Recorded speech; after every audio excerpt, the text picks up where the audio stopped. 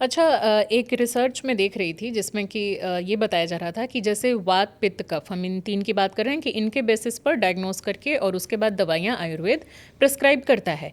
लेकिन इनके लिए कहा जा रहा था कि मॉडर्न फिजियोलॉजी और एनाटॉमी से इनका डायरेक्ट रिलेशन नहीं है, और जितनी खोज जितने रिसर्च होने चाहिए उस बेसिस पर, यानी कि उस लेवल पर उनका रिसर्च नहीं हुआ। इसको किस तरीके से आयुर्वेद देखता है?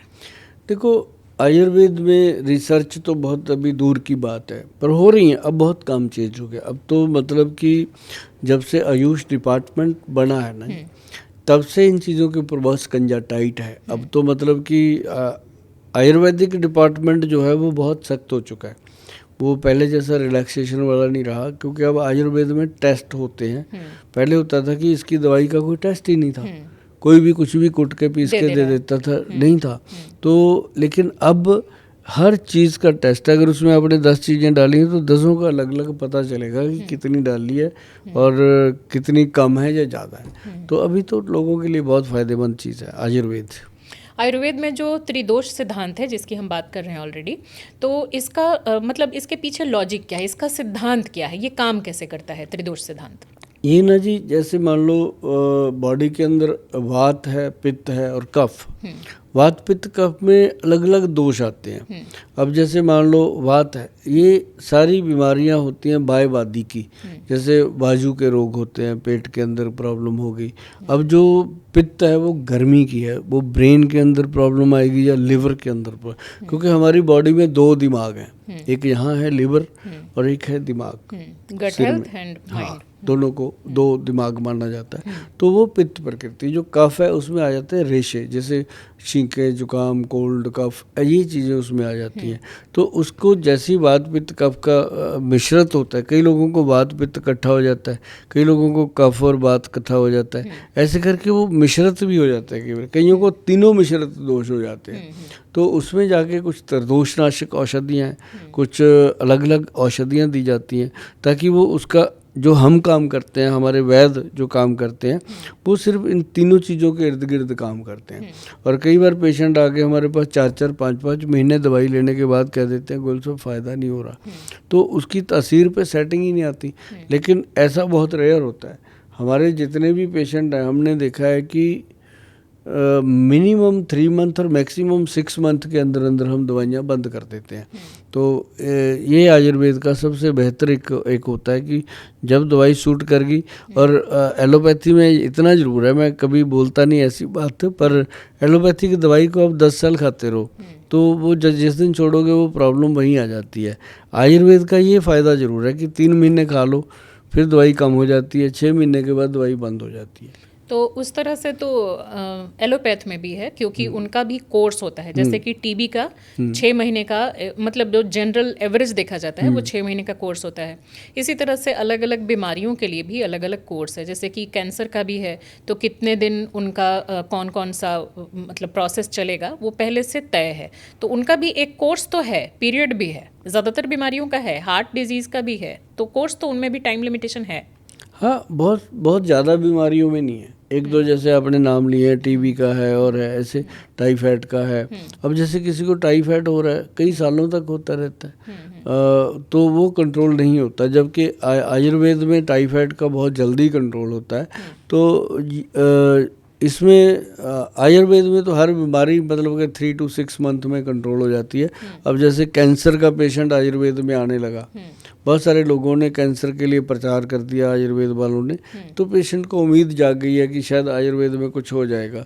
आयुर्वेद में अब उसके लिए रोकथाम होती है, दवाइयाँ चलती रहती हैं जब तक पेशेंट जिएगा, तो वो दी जाती हैं उनको। जैसे कैंसर को जो सेल को डैमेज करने की दवाइयाँ हैं, कैंसर के सेल को वीक करने की दवाइयाँ हैं आयुर्वेद में बहुत है ऐसी। जैसे हीरे की भस्म उसमें डलती है, जो कैंसर का पेशेंट है उसके अंदर ये मेटल डलेंगे। लेकिन फिर कैंसर पेशेंट का विश्वास क्यों नहीं है आयुर्वेद पे? यानी कि अगर किसी को कैंसर डायग्नोस हुआ तो वो सिर्फ एलोपैथ में ही इलाज क्यों कराता है, आयुर्वेद में क्यों नहीं आता? नहीं, वो एक्चुअली पता है क्या है जी, लोगों का मान लो किसी को घर में कैंसर हो गया, उसके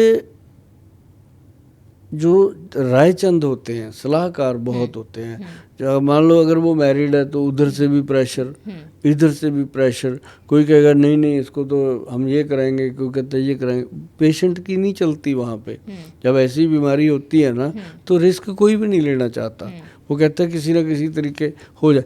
तो सबसे पहले पेशेंट जाता ही एलोपैथी में है। तो अगर वो पहले आयुर्वेद में आ जाए तो कहीं ना कहीं उसका इलाज हो जाता है।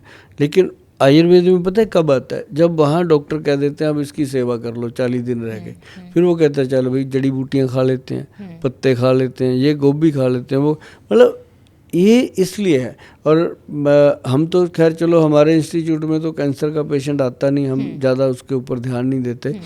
लेकिन ये है कि बहुत सारे आयुर्वेदिक डॉक्टर हैं, वैद्य हैं जो कैंसर का इलाज करते हैं और फ़ायदा भी होता है लोगों को। अच्छा, कई बार ये भी देखा है मैंने कि कई आयुर्वेदाचार्य या जो इंस्टीट्यूट हैं वो दावा करते हैं कि हम कैंसर पूरी तरह से 100% ठीक कर देंगे।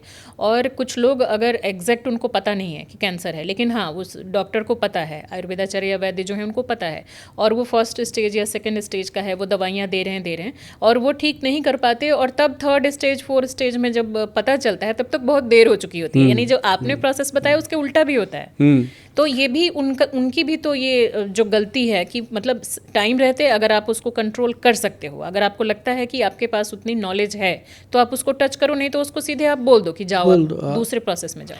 ये ना एक्चुअली कुछ लोग हैं जिनको सिर्फ एक ही चीज़ का मतलब है कि पैसा कमाना है, हमें तो थैंक यू मिलने चाहिए लोगों के, ऐसे भी लोग हैं। बट ये है कि जो कहता है जी मैंने दावा ही कर दिया कैंसर में ठीक कर दूंगा, ये है वो, वहाँ पे आके मुझे लगता है ये गलत है, ये होना ही नहीं।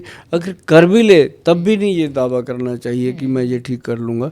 हाँ ठीक है भाई, हमने दवाई दे दी, बाकी भगवान करेंगे, जो करेंगे उनको पता है कि आपकी लाइफ कैसे चलनी है। हमें जो आयुर्वेद बताता है हमने उसका अकॉर्डिंग आपको ट्रीट दे दिया, तो उससे ज़्यादा बेटर बात नहीं हो सकती। पेशेंट भी समझदार होता है, पेशेंट बस थोड़ा सा पेशेंट इसलिए मूर्ख बन जाता है कि वो डरा हुआ होता है। अब किसी को तकलीफ है, मान लो आप मैडम उसको बोल दो कि वहाँ पे ना एक बाबा रहता है, वो सांप रखा हुआ है उसने, वो सांप लड़ा देता है, पेशेंट ठीक हो जाता है, तो बेचारा चला जाएगा। सांप से भी डंग कहेगा मरवा दे, है ना, कि मैं ठीक होना चाहिए। तो मतलब पेशेंट इतना अंधा इसलिए हो जाता है कि वो उसको लगता है कि कहीं भी जाएंगे ठीक हो जाएंगे। यार अगर ये बता रही है कि मेरे 4 पेशेंट, लोग भी तो ऐसे करते हैं ना कि अपने मतलब पेशेंट को इतना प्रेशराइज कर देते हैं। अभी घुटनों की बात करते हैं, पेशेंट को घुटने बदलने के लिए अगर बोल दिया डॉक्टर ने तो ज़रूरत तो होती नहीं इतनी। 80% लोगों को नी ट्रांसप्लांट नहीं करना चाहिए, 20% होते हैं जिनका होना ही है। तो अगर बोल दिया तो उसको जो सुबह शाम फ़ोन आने हैं या उसने कर रहे हैं, तो उसमें इंटरटेन पीरियड हो जाता है ये एक बीच में।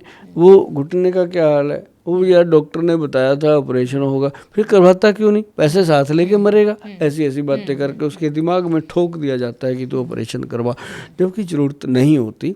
तो ऐसे ही करके बहुत सारी बीमारियां हैं, जैसे ये डरावनी बीमारी है, कैंसर हो गया या और इस तरह की उसमें कोई रिस्क नहीं लेना चाहता। हाँ, रिस्क नहीं लेना चाहता, इसलिए पेशेंट थोड़ा फंस जाता है इसमें।